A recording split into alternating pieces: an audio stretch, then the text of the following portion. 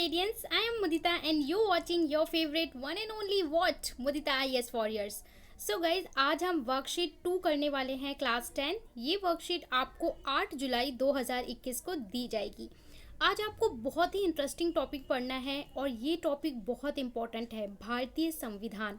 भारतीय संविधान में आज हम जो टॉपिक पढ़ेंगे उसका नाम है भारत के संविधान की प्रमुख विशेषताएं। क्वेश्चन भी बहुत इंटरेस्टिंग दिए हैं आपको और ये टॉपिक बहुत इंपॉर्टेंट इसलिए हो जाता है क्योंकि आप भारत के निवासी हो, आप भारत के नागरिक हो, तो आपको भारत के संविधान के बारे में पता होना चाहिए। हमारे संविधान में आपको क्या अधिकार दिए हैं, क्या उसकी क्वालिटी है। अगर आप कभी विदेश जाते हो, किसी अलग कंट्री जाते हो, कोई इंडिया के बारे में पूछता है तो आपको पता होना चाहिए। और कई बार जो हम चैप्टर पढ़ते हैं सिविक्स में, जब स्टूडेंट को चैप्टर पढ़ाओ तो उन्हें मतलब नहीं पता होता कि भाई सार्वभौमिक वयस्क मताधिकार का क्या अर्थ है। लोकतांत्रिक वर्ड आ गया तो एग्जैक्टली मीनिंग नहीं पता है, धर्मनिरपेक्षता वर्ड आ गया तो एग्जैक्टली मीनिंग नहीं पता है। तो यहाँ पे आपको ये बेसिक चीज़ें इसलिए पढ़ाई जा रही हैं कि जब आप सिविक्स के चैप्टर्स पढ़ेंगे तो आपको सारे वर्ड की मीनिंग पता होने चाहिए, आप कहीं पे स्टक ना हो जाएं। Okay, so let's start with good hopes. यहाँ पे दिया हुआ है, प्यारे विद्यार्थियों, पिछले कार्यपत्रक में हमने भारतीय संविधान की उद्देशिका को देखा व उससे भारतीय संविधान की प्रमुख विशेषताओं को खोजने का प्रयास किया। वर्कशीट 1 में हमने क्या पढ़ा था? वर्कशीट 1 में हमने पढ़ा था कि प्रस्तावना क्या होती है, जिसे हम उद्देशिका भी बोलते हैं। हमारे संविधान का परिचय पत्र कहा जाता है उसको, ठीक है। तो उद्देशिका आपकी हर एनसीईआरटी की बुक में दी होती है, लेकिन शायद आपने पहले कभी ध्यान न दिया हो। तो अब आपको पता होगा कि प्रस्तावना में वर्ड्स हैं, उसका मीनिंग क्या है, कब हमारी प्रस्तावना को अंगीकृत किया गया था। तो ये सब चीज़ें आपको पता होना चाहिए। आज के कार्यपत्रक में हम भारतीय संविधान की प्रमुख विशेषताओं का अध्ययन करेंगे। तो आज हम क्या जानने वाले हैं? विशेषताओं के बारे में जानने वाले हैं। भारत के संविधान की प्रमुख विशेषताएं। भारत के संविधान की प्रमुख विशेषताएं, यहाँ पे आपको एक चार्ट बना के दिया है। सारे वर्ड्स का मीनिंग समझेंगे। नंबर 1, संघवाद। संघवाद का क्या अर्थ है? भारत के जो विशेषता है संविधान की, संविधान है क्या? संविधान हमारी रूल बुक है, या फिर आप कह सकते हो हमारे नियमों की एक ऐसी किताब है जो हमें ये बताती है कि देश को कैसे चलाना है, ठीक है। तो इसकी पहली विशेषता है संघवाद। दूसरी विशेषता है संसदीय प्रणाली, यानी जिसे हम इंग्लिश में बोलते हैं पार्लियामेंट्री सिस्टम। अभी हम मीनिंग भी समझेंगे। इसके बाद तीसरी है, थर्ड है सार्वभौमिक वयस्क मताधिकार। इसके बाद फोर्थ है शक्तियों का बंटवारा, विभाजन। अगला है मौलिक अधिकार और सिक्स्थ है धर्मनिरपेक्षता। ओके, अब एक एक का मीनिंग समझ लेते हैं और साथ में आपको प्रश्न भी दिए हुए हैं। पहला है संघवाद। तो शासन की ऐसी प्रणाली जहां शासन 2 अथवा 2 से अधिक स्तर पर बटा होता है, यानी जो देश का शासन होगा उसका स्तर लेवल 2 होगा या 2 से ज़्यादा होगा, तो उसको हम क्या बोलते हैं? संघवाद।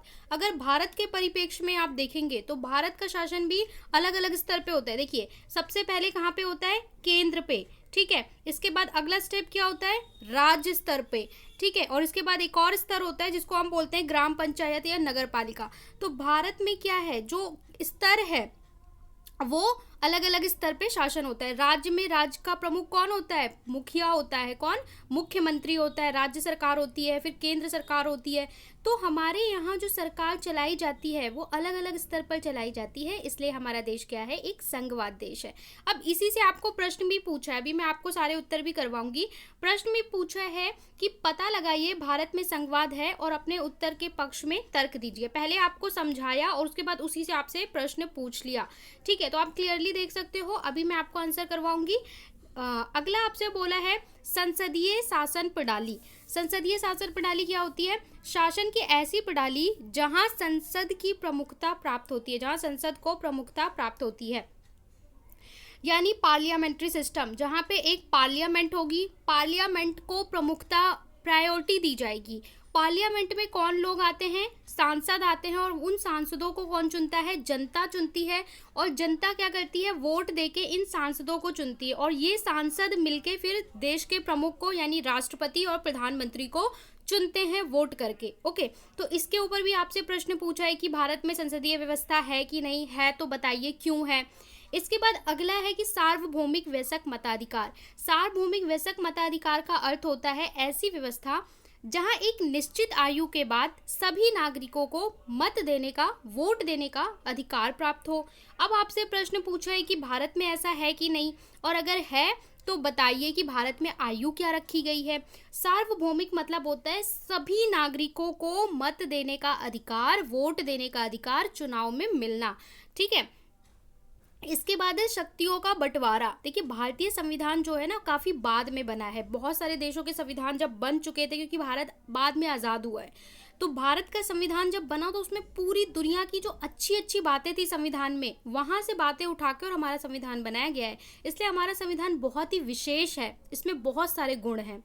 शक्तियों का बंटवारा, तो शक्तियों का बंटवारा का मतलब होता है शासन की प्रणाली में शक्तियों का संविधान ने बंटवारा कर रखा है जिससे कोई मतभेद ना हो। देखिए जैसे आपके घर में 3 लोग हैं, ठीक है, 1 2 3, 3 पर्सन है, तीनों को अलग अलग काम दिया कि भाई आज गेस्ट आने, आपको क्या करना है, लंच बनाना है। एक को दे दिया डेकोरेशन का काम और एक को दे दिया कि बाहर से चीज़ें लाने का काम।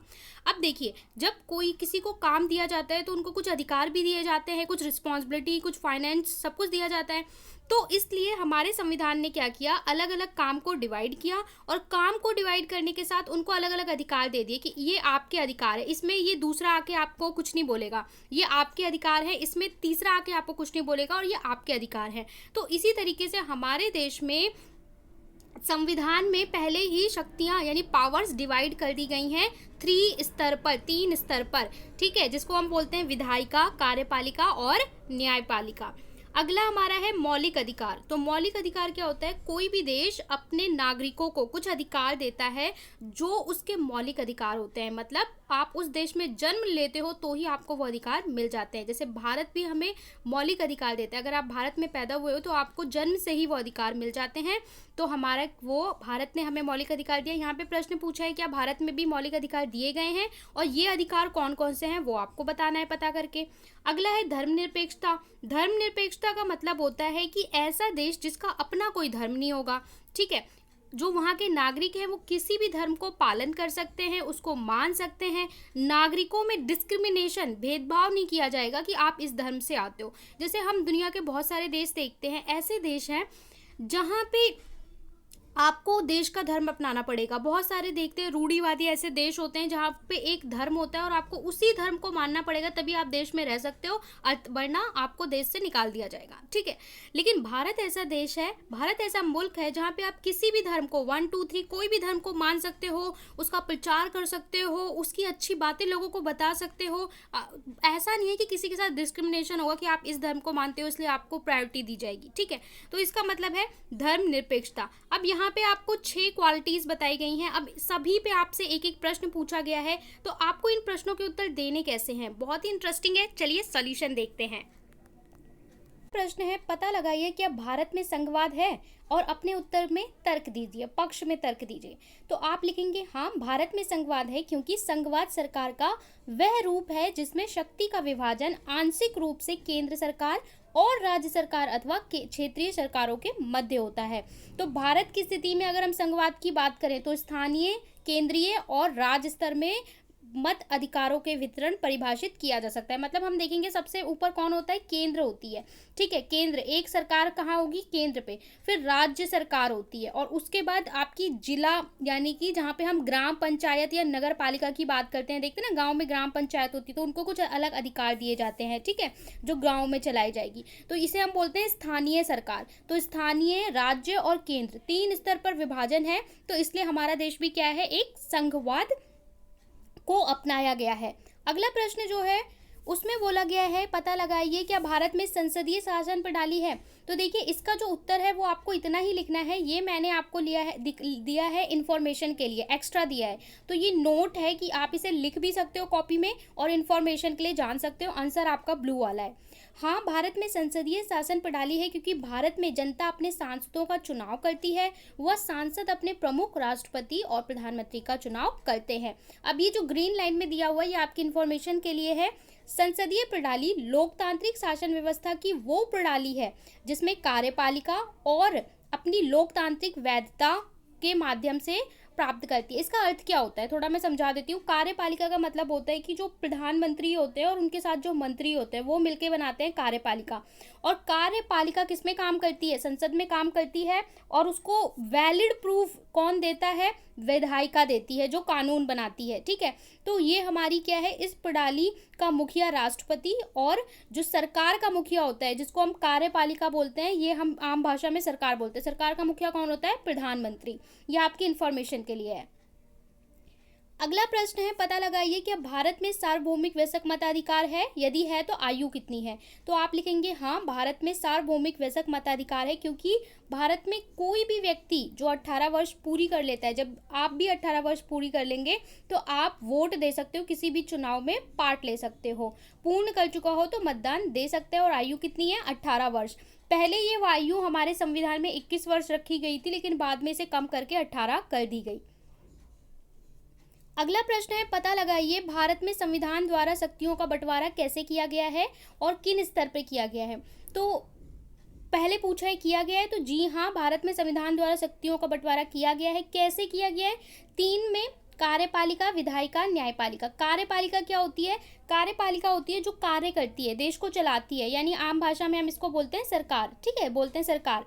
कौन सी सरकार है, जिसमें आ जाते हैं हमारे पीएम, प्लस पीएम के साथ जितने भी मंत्री होते हैं, गृह मंत्री, जितने भी मंत्री होते हैं, ठीक है, शिक्षा मंत्री। तो ये हमारी क्या हो गई, कार्यपालिका। विधायिका मतलब जो विधि बनाती है, यानी कानूनों का निर्माण करती है, निर्धारण करती है संसद में, वो होती है विधायिका। न्यायपालिका जो न्याय करती है, ठीक है, जो हमारे न्यायालय हैं, जिला न्यायालय, राज्य न्यायालय, केंद्र स्तर पर सुप्रीम कोर्ट, तो ये हमारी क्या है, न्यायपालिका। तीनों को अपनी अपनी पावर दी गई है और तीनों अपने अपने स्थान पर कार्य करते हैं। अगला पूछा गया है कि क्या भारत में मौलिक अधिकार दिए गए हैं तो कौन से हैं। तो आप लिखोगे हाँ, भारत के संविधान में नागरिकों को मौलिक अधिकार दिए गए हैं। कौन से हैं, तो ये सारे आपको पता होने चाहिए। 6 मौलिक अधिकार हैं। समता यानी कि स्वतंत्रता का अधिकार, समानता का अधिकार। दूसरा, स्वतंत्रता का अधिकार। शोषण के विरुद्ध, समानता मतलब हर कोई समान है, चाहे आप अमीर हो या गरीब हो। स्वतंत्रता आपको आज़ादी, आप कहीं भी जा सकते हो, किसी भी देश, किसी भी शहर में रह सकते हो। शोषण के विरुद्ध, अगर आपके खिलाफ शोषण किया जाता है तो उसके लिए अधिकार है। धर्म की स्वतंत्रता, वही धर्मनिरपेक्ष, किसी भी धर्म का पालन कर सकते हैं। शिक्षा संबंधी अधिकार है। संवैधानिक उपचार, संवैधानिक उपचार का मतलब है कि ऊपर जो आपको 5 फंडामेंटल राइट दिए हैं, इनमें से किसी का भी हनन होता है, कोई भी अधिकार आपसे छीना जाता है, तो आप सीधा सर्वोच्च न्यायालय जा सकते हैं। सुप्रीम कोर्ट बोलता है कि अगर आप भारत के नागरिक हो और आपका कोई भी मौलिक अधिकार कोई छीनता है, तो आप सीधा मेरे पास आ जाओ, आपको कहीं जाने की जरूरत नहीं, मैं गारंटी लेता हूँ कि आपका मौलिक अधिकार नहीं छीना जाएगा, ठीक है। तो इसको बोलते हैं संवैधानिक उपचारों का अधिकार। पहले हमारे पास एक और अधिकार हुआ करता था संपत्ति का, लेकिन बाद में उसे हटा दिया गया। अगर आप यूपीएससी की तैयारी करोगे या स्टेट पीसीएस की या पुलिस की, किसी भी तरह की तैयारी करोगे, सरकारी सर्विस की, सरकारी नौकरी की, या फिर क्लास 11 में 12 में आप पॉलिटिकल साइंस, ग्रेजुएशन में पॉलिटिकल साइंस पढ़ोगे, तो ये सारी चीज़ आप बहुत डिटेल में पढ़ोगे, एक एक अधिकार के बारे में डिटेल में पढ़ोगे। अगला प्रश्न है, पता लगाइए क्या भारत में धर्मनिरपेक्षता का पालन किया जाता है। तो आप लिखेंगे हाँ, भारत में धर्मनिरपेक्षता का पालन किया जाता है, क्योंकि भारत का अपना कोई धर्म नहीं है, ठीक है। ऐसा नहीं है कि भारत में किसी एक धर्म को प्रायोरिटी दी जाए। यहाँ पे नागरिकों के साथ भेदभाव नहीं किया जाता कि आप किसी धर्म से हो, और भारत के सभी नागरिकों को ये स्वतंत्रता, आज़ादी दी गई है कि आप कोई भी धर्म मान लो, ठीक है। सभी धर्म के बच्चे एक ही स्कूल में पढ़ते हैं, सभी धर्म के लोग एक ही स्थल पे बैठ के खा सकते हैं, कहीं पे भी जा सकते हैं, सारे धर्म को बराबरी दी गई है। तो ये आपका हो गया अगला प्रश्न। तो ये सारी आपकी इन्फॉर्मेटिव है, ये जानकारी आपको होनी चाहिए, चाहे आप स्टूडेंट हो ना हो, हर बच्चे को ये बारे में पता होना चाहिए। यहाँ पे हमारी वर्कशीट खत्म होती है। आई होप आपको समझ में आ गया हमारे कौन से मौलिक अधिकार हैं। किसी 3 मौलिक अधिकार को कमेंट में लिखिए। समझ में आ गया है तो please do subscribe and hit the bell icon. आप लोग देख के चले जाते हैं, बहुत सारे स्टूडेंट सब्सक्राइब नहीं करते। आपका ही बेनिफिट होगा, आपको सारे नोटिफिकेशन मिल जाएंगे। और आपको PDF सर्कुलर वगैरह चाहिए तो आप टेलीग्राम ज्वाइन कर सकते हैं, वहाँ पर मिल जाएगा। ओके।